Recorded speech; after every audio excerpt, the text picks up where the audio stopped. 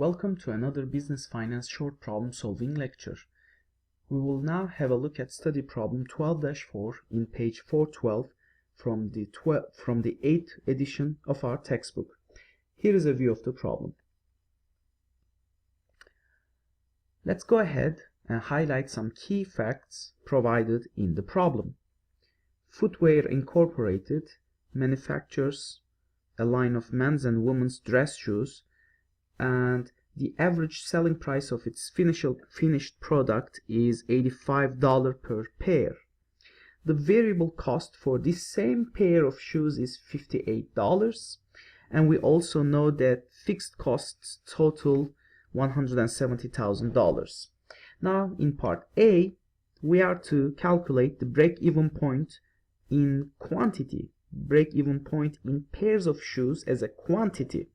So we simply apply the formula, the break-even quantity formula, which is equal to fixed costs, overall fixed costs divided by the unit selling price, the unit price minus the unit variable cost. Obviously, fixed costs are $170,000 in total. The unit selling price of shoes is, a pair of shoes is 58. Oh, sorry for that. It would be $85, I believe. Yes, $85, and then the variable cost per pair of shoes is $58. So that would equal $170,000 divided by 85 minus 58 is $27. And now cranking through the algebra, we get 6,296 pairs of shoes as a break-even point for the company. So the company would make zero profit if selling this many shoes. Now in the second part, part B of our problem, we need to find a sales volume that will break even the company again. So that's an alternative way to approach the problem.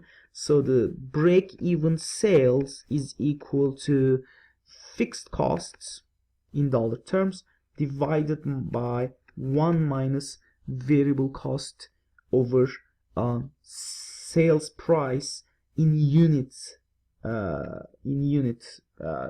price. So again, fixed costs are $170,000. 1 minus, so per unit variable cost is again $58, and the per unit price of a pair of shoes is, in average at least, $85 per unit. And doing the algebra, so $170,000 divided by I believe if you find the common denominator here, you will get this, all divided by $85, and finally our result comes out as $534,591.19 as a break-even sales amount.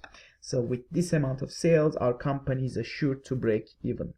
Now, last part of the problem, we have three different scenarios, and based on these three different sales figures, what would be the profitability of our firm? For that, let's create a table.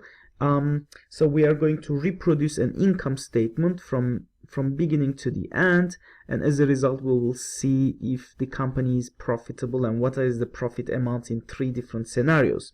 So recall our income statement should look like this. So we should start with sales, we would deduct variable cost, and this will give us sales before fixed cost. Then we will deduct further the fixed costs, and then we should be able to find our earnings before interest and taxes as a profitability measurement. Okay, so we have, as I mentioned earlier, we have three different scenarios. Here we are selling 7,000 actually, so let's make the following thing. So this is the quantity of pairs of shoes sold. So we have three cases, either 7,000 or 9,000, or finally 15,000 units sold.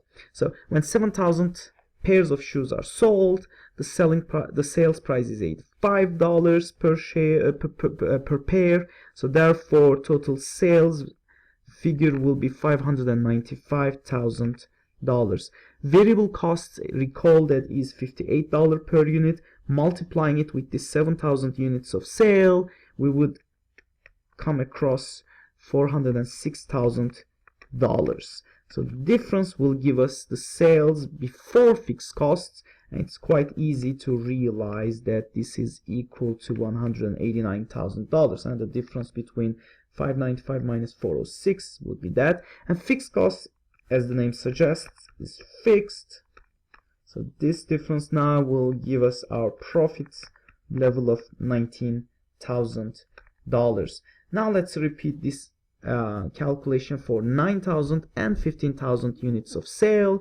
When we sell 9,000 units, each at $85, our total sales figure rise to $765,000. Our variable cost again is $58 per unit times 9,000 units. It's equal to $522,000. The difference would be basically $243,000. This is sales before fixed cost. Fixed cost is $170,000. It did not change, and overall profits as a result will be $73,000. Now finally, with 15,000 pairs of shoes sold at $85 per pair, the